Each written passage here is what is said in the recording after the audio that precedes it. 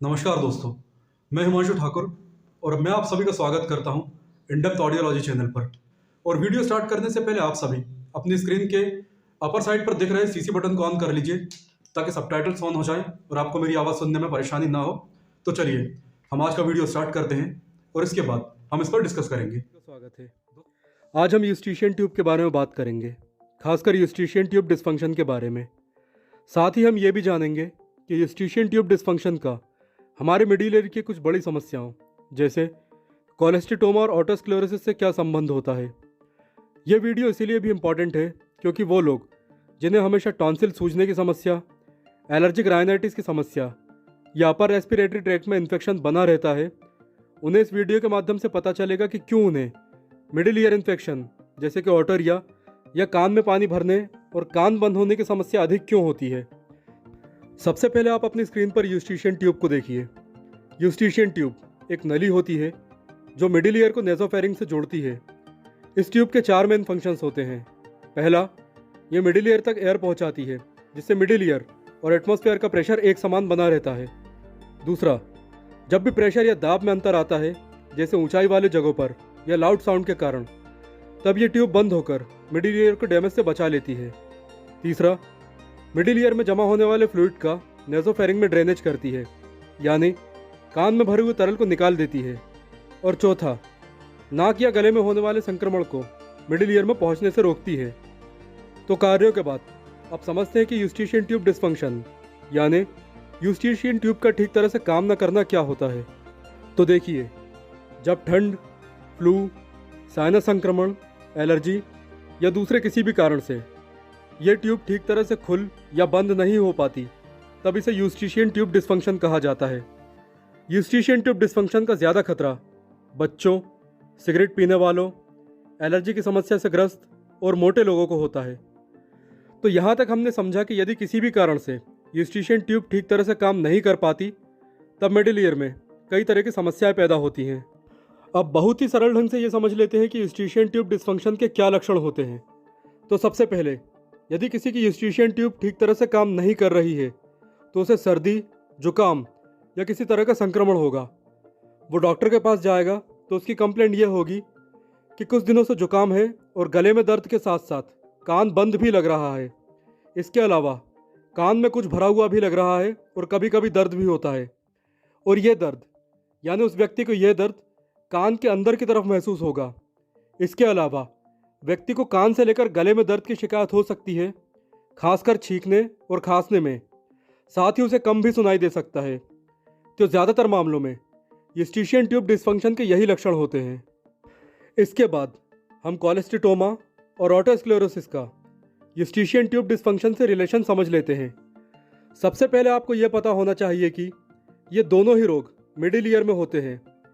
Otosclerosis में कान की 3 हड्डियों यानी मैलियस, इनकस और स्टेपिस, ज़्यादातर मामलों में स्टेपिस पर अनवांटेड मटेरियल्स की परत जम जाती है जिसके कारण वो ठीक तरह से वाइब्रेट नहीं हो पाती और साउंड इनर ईयर तक ठीक तरह से नहीं पहुंचता। ऐसा ही कुछ कोलेस्टिटोमा में भी होता है।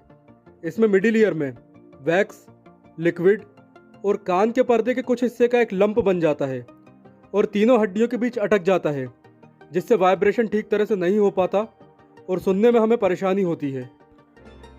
चलिए अब जान लेते हैं कि यूस्ट्रीशियन ट्यूब डिस्फंक्शन इन दोनों बीमारियों का संभावित कारण कैसे हो सकता है।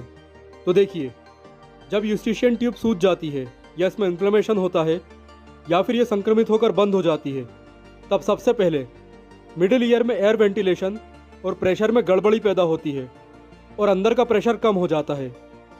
इससे 3 चीज़ें होती हैं। पहली, इन्फेक्शन के कारण कान में पानी भर जाता है। दूसरी, ट्यूब के बंद होने से मिडिल ईयर में भरी अनवांटेड डेब्रिस अंदर ही फंसी रह जाती है। और तीसरी, प्रेशर कम होने से कान का पर्दा अंदर की ओर खिंचता या रिट्रैक्ट होता है जिससे पर्दे का कुछ भाग अलग हो जाता है और तीनों हड्डियों के पास फंस जाता है और बाकी जमा गंदगी और लिक्विड के साथ मिलकर एक तरह का लंप बना लेता है जो हड्डियों को ठीक तरह से वाइब्रेट नहीं होने देता और हमें कम सुनाई देने लगता है या फिर हेयरिंग लॉस की समस्या पैदा हो जाती है। कोलेस्टिटोमा के अधिकतर मामलों में यूस्ट्रीशियन ट्यूब डिस्फंक्शन को ही इसका जिम्मेदार माना जाता है।